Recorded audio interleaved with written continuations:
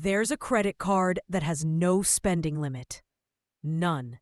You could buy a private island today and a jet tomorrow. No one would stop you. But here's the twist. You can't apply for it.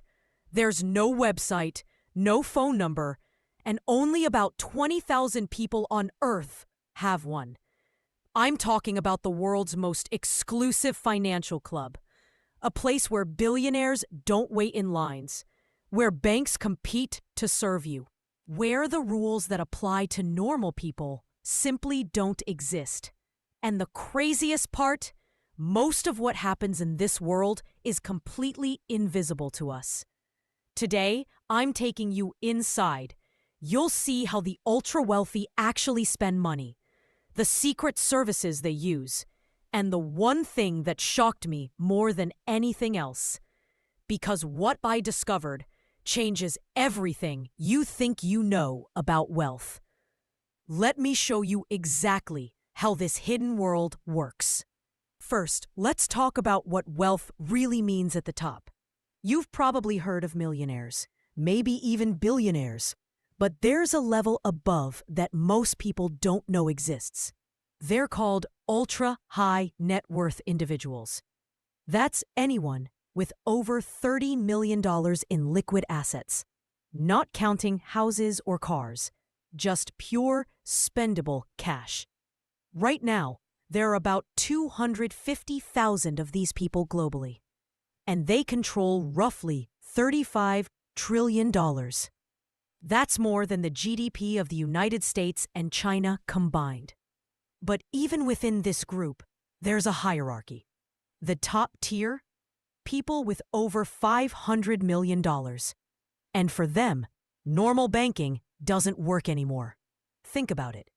If you have $500 million, you can't just walk into a Chase branch. You can't use a regular credit card.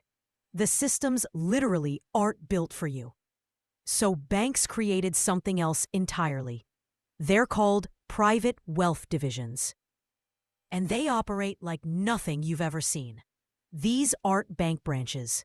They're They're hidden floors in skyscrapers, private offices with no signs, invitation-only spaces where your banker is really more like a personal CFO. One of the most exclusive is JP Morgan's private bank. To even be considered, you need $10 million minimum. But the real VIP level starts at $50 million. At that point, you get assigned a dedicated team. Not just one person, a whole team. Lawyers, tax experts, investment specialists. Even lifestyle managers who handle your yacht purchases and art collections. But here's what most people don't realize. These services aren't just about moving money. They're about making you invisible. Now here's where things get really interesting. You know it as the Black Card. American Express created it in 1999, and it changed everything. This card has no preset spending limit. Literally none. People have put $50 million purchases on it. Private jets, entire estates. One person reportedly bought a racehorse. But getting one? That's the real story. You cannot apply. American Express finds you. They track spending patterns across all their cards. If you charge over $250,000 a year consistently, you might get an invitation. Might. The acceptance rate? Nobody knows. American Express won't say. But estimates suggest only 1 in every 1,000 invitations gets approved. And if you do get in, there's a $10,000 initiation fee. Then $5,000 every year after. But here's what that money actually buys. You get a dedicated concierge team, not a call center. Real people who know your name, your preferences, your family's birthdays.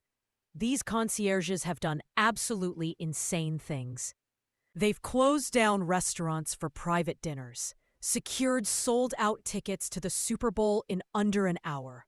One concierge reportedly arranged for fresh flowers to be delivered to a client's wife every day for a year in 50 different countries as they traveled. But the craziest story I found? A Centurion member once called from a yacht off the coast of Italy. He wanted fresh sushi. Not Italian sushi, authentic Tokyo-level sushi. The concierge team chartered a private jet, flew a sushi chef from Tokyo to Italy, had him prepare dinner on the yacht, then flew him back. Cost over $200,000. The member didn't even blink. Now, you might think this is just about credit cards, but it's not. The card is just the key to a much bigger world. See, banks and luxury brands have created an entire parallel economy for the ultra-wealthy. Take real estate. Normal people look at Zillow. The ultra-rich, they get private showings of properties that never hit the market. Entire estates that trade hands in secret deals. There's a network of private real estate brokers who only deal with 8-figure properties. They don't advertise. They don't have websites. You get to them through referrals only. One broker I learned about specializes in private islands, not small ones. Islands with landing strips, full staff, private harbors. His cheapest listing?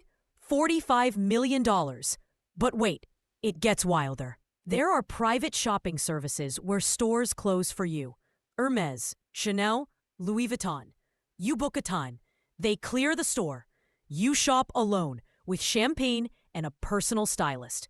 One service in London charges $50,000 just to arrange these experiences. Not for the products, just to set it up. And travel? Forget first class. The real elite use something called empty leg flights. Private jets have to return home after dropping off passengers. So companies sell these empty return flights at a discount.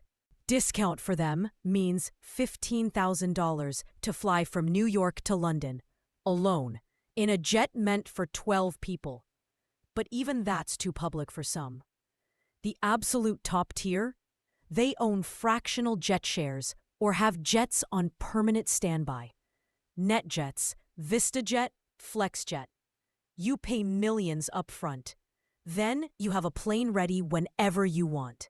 25 hours notice maximum. One CEO I read about keeps 3 jets on standby across different continents, just in case.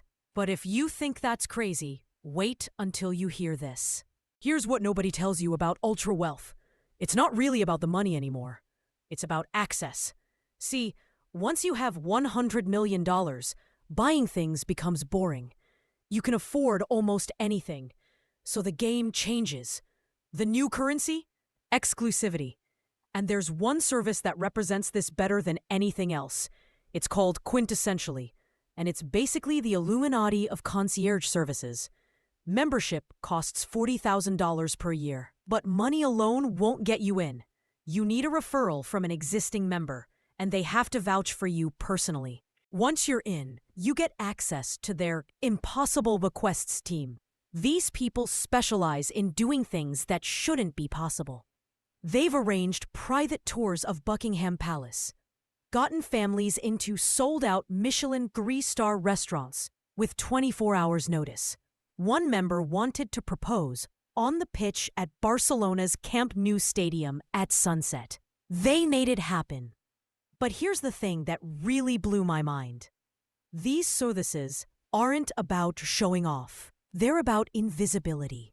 The truly wealthy don't want anyone to know what they're doing. They don't post on Instagram. They don't brag at parties.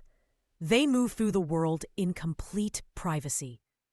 That's why their banks, their credit cards, their shopping experiences all happen behind closed doors. It's a parallel world that exists right next to ours.